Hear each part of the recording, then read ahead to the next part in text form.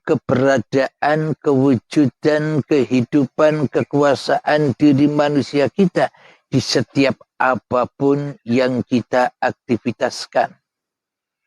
Jadi bawalah latihan yang 3 menit ini ke dalam seluruh aktivitas kita, seluruh syariat manusia kita. Sejak bangun tidur sampai tidur lagi, belajarlah untuk mensepikan, mengheningkan, memalamkan, mematikan diri manusia kita di hati kita agar nyata senyata-nyatanya bahwa kita hanyalah diperankan Tuhan yang menciptakan diri manusia kita di hati kita.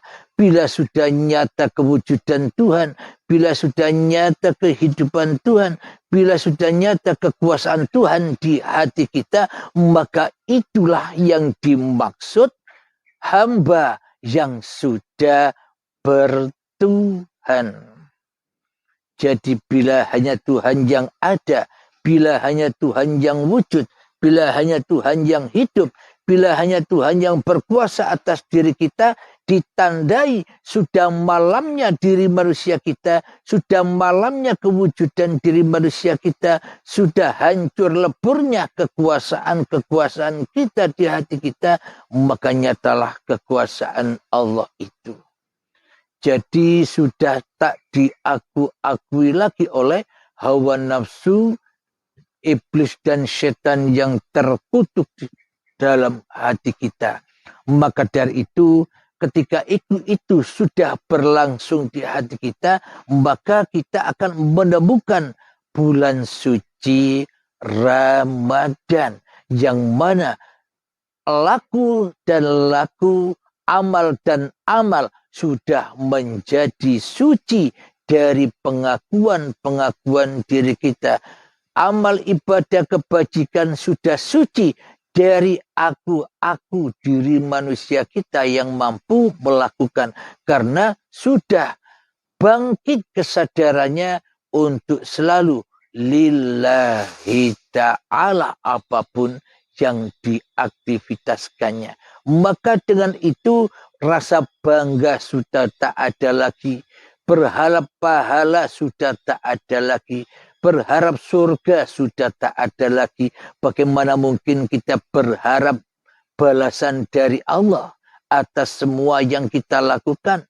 Bagaimana mungkin kita minta balasan dari Allah atas sholat dan ibadah kita yang kita lakukan? Bagaimana mungkin kita meminta pembalasan pahala atas semua yang kita lakukan kepada Allah? Bagaimana mungkin kita berharap mendapatkan surganya Allah dengan ibadah-ibadah dan sholat-sholat yang kita lakukan, sementara kita sudah tak wujud lagi, sementara kita sudah tak hidup lagi, sementara kita tak punya kekuasaan lagi atas diri kita di hati kita. Bagaimana mungkin ada rasa bangga? Bagaimana mungkin ada rasa mulia?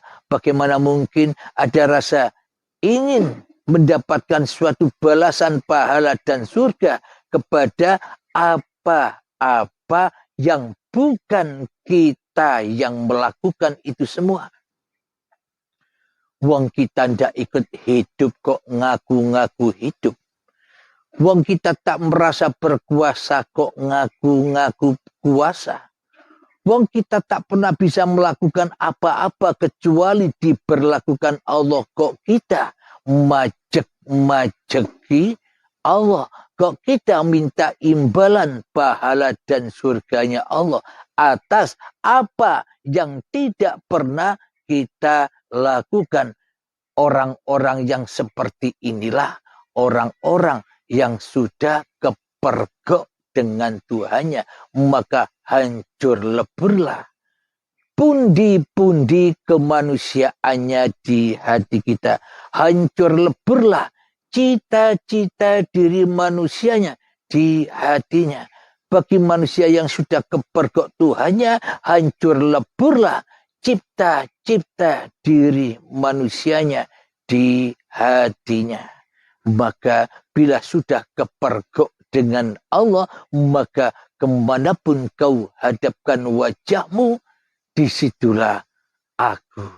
Maknanya ketika hidup ini sudah Allah yang berkuasa, maka penglihatan, maka pendengaran, maka apapun peristiwa-peristiwa yang ada di dalam kehidupan ini, tiada lain semua hanyalah ayat-ayatnya Allah saja. Alhamdulillahirabbil alamin. Inilah tanda-tanda hati sudah kepergok dengan sang kekasihnya yang menciptakan kita. Jadi inilah yang disebut mahabbah. Jadi inilah yang disebut bertuhan. Jadi inilah yang disebut amal soleh. Hamba yang sudah bertaubat di dalam hatinya dari menjadi Tuhan selama ini. Maka bila manusia belum kepergok Tuhannya di hatinya selama ini, maka manusianya hidup di dalam kesesatan yang nyata. Bila manusia masih gaib atas Tuhannya yang nyata, yang wujud, yang hidup, yang berkuasa masih manusianya daripada Allah sebagai Tuhannya di hatinya, maka amal apapun, sholat apapun, ibadah apapun, semuanya itu hanyalah racun neraka bagi tiap-tiap diri manusianya yang belum pernah kepergok Tuhannya di hatinya. Alhamdulillahirabbil alamin. Mohon maaf, minum dulu.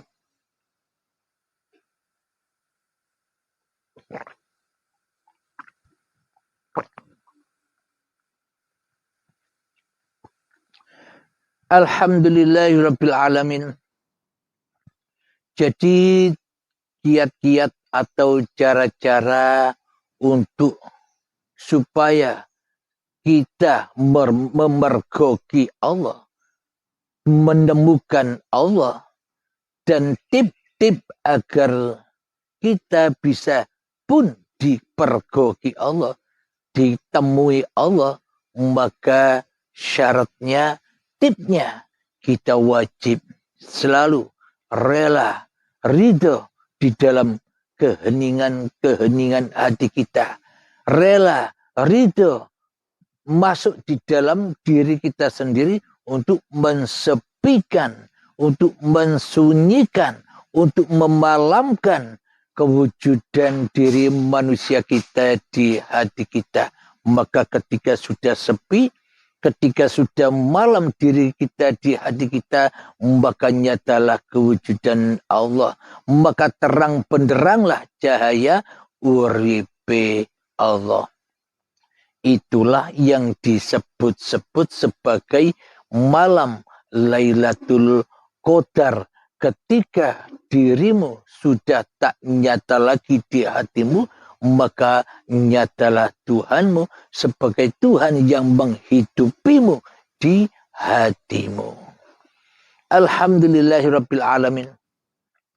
Jadi tip-tip ini untuk melatih dan belajarnya bukan di ketika sholat saja, bukan ketika ibadah-ibadah saja, bukan ketika kita berritual-ritual saja. Latihannya cukup luas tempatnya. Maknanya latihan dan latihannya sejak kita bangun tidur sampai tidur lagi. Itulah tempat latihannya. Karena itulah yang disebut Siratal Mustaqim itu. Kehidupan inilah yang dimaksud Siratal Mustaqim. Jadi luruskah jalan kehidupan kita atau tersesat jalan kehidupan kita? Makna Siratal Mustaqim itu adalah ketika lurus kehidupan ini kepada uripe Allah, ketemu uripe Allah, di dalam duduk ketemu uripe Allah. Di dalam berdiri ketemu uripe Allah. Di dalam mandi ketemu uripe Allah. Di dalam sholat ketemu uripe Allah. Di dalam berkebun ketemu uripe Allah. Di dalam kerja ketemu uripe Allah. Di dalam naik kendaraan ketemu uripe Allah. Dan di waktu sholat ketemu uripe Allah. Di saat ibadah apapun ketemu uripe Allah. Dan semua apa yang kita aktivitaskan selalu dan selalu bertemu uripe Allah. Itulah yang dimaksud ihdinas siratal mustaqim. Ya Allah, berilah kami jalan yang lurus. Itulah makna jalan yang lurus yang ada di dalam surat Al-Fatihah. Jadi bukan jalan yang lurus yang katanya nanti kita temui.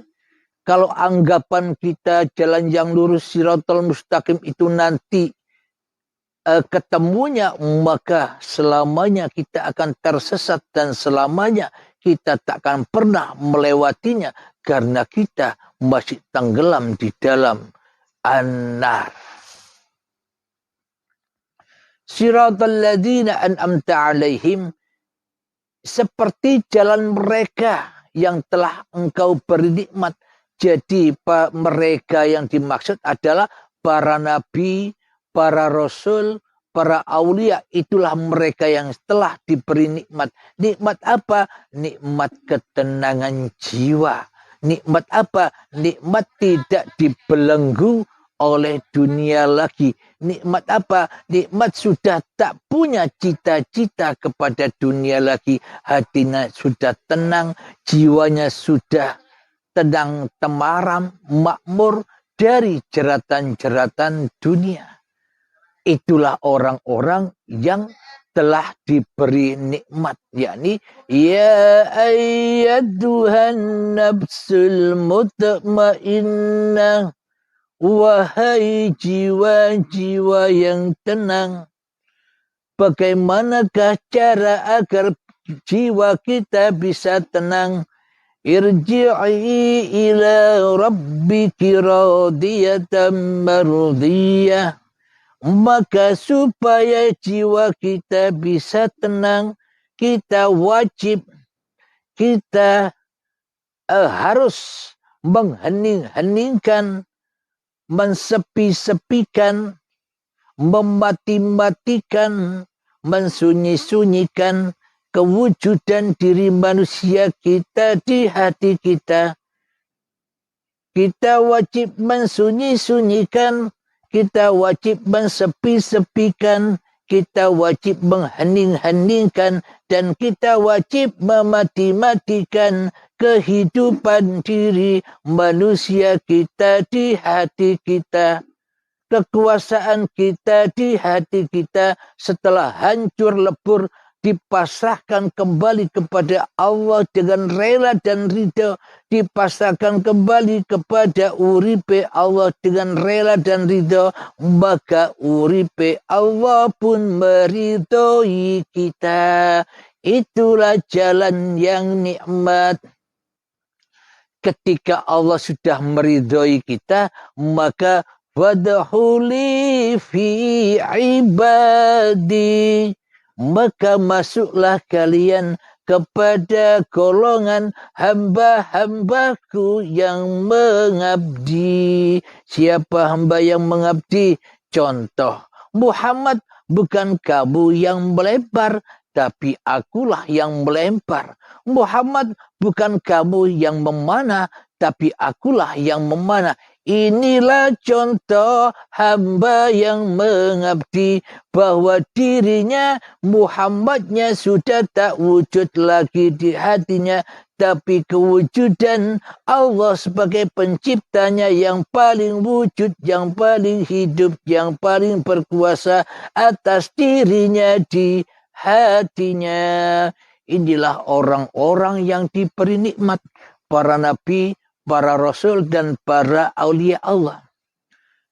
Kemudian wadkhuli jannati, ketika sudah menjadi golongan-golongan orang yang mengabdi, maka wadkhuli jannati, silahkan masuk ke dalam surgaku. Itulah surganya Allah, bukan surganya iblis dan setan, bukan surganya hawa nafsu yang selama ini digembar-gemborkan di dalam umat manusia selama ini. Bukan itu surga, itu malah neraka yang berisi gemerlapnya dunia. Itulah neraka yang digembor-gemborkan oleh iblis dan setan, yang digembar-gemborkan Dajjal, bahwa surga itu adalah bangunan-bangunan yang indah dari intan permata. Bahwa di dalam surga itu adalah kehidupan yang mewah-mewah. Bayangan-bayangan hawa nafsu, bayangan-bayangan iblis dan setan tentang dunia yang dikatakan sebagai surga. Kenapa?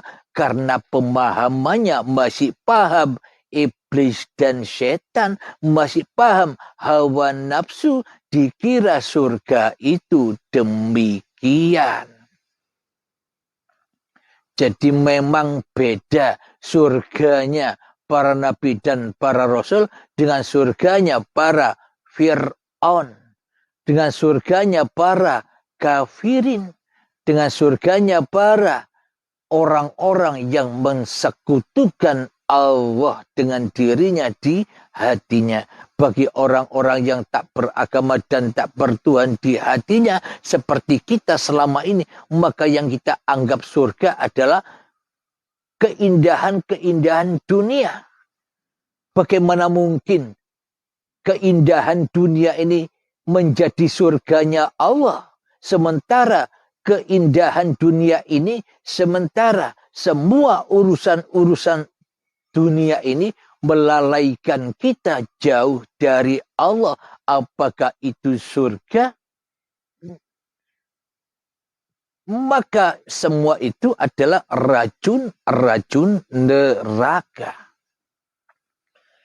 Jadi kita sudah tahu maknanya surga itu apa.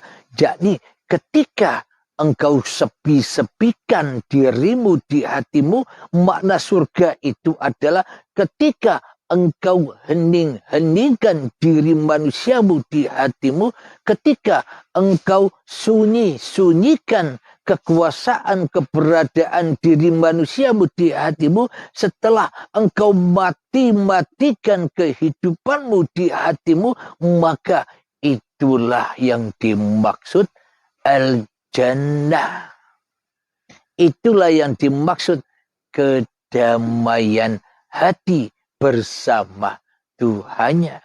Maka manusianya pasti bisa membaca ayat-ayat sucinya Allah, baik yang ada di dalam hatinya maupun yang ada di luar dirinya. Maka kemanapun kau hadapkan wajahmu, disitulah aku.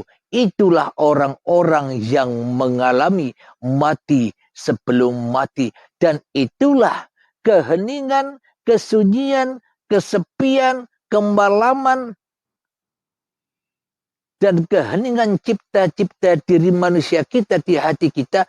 Itulah makna kita harus wajib ketemu dengan hari kiamatnya diri kita, dengan hari akhirnya diri manusia kita. Maka itulah pintu jalan menuju akhirat. Akhirat itu adalah di dalam hati kita sudah dikuasai oleh uripe Allah. Itulah akhirat. Bila di dalam hati kita masih wujud kewujudan diri manusianya di hatinya, maka itu bukan akhirat, itu dunia. Itu hiruk pikuknya dunia. Itulah dunia yang menyesatkan. Itulah kenajisan dunia. Jadi selama ini kita hanya main-main saja di dunia. Hati kita selalu main-main saja di dunia dengan urusan-urusan dunia.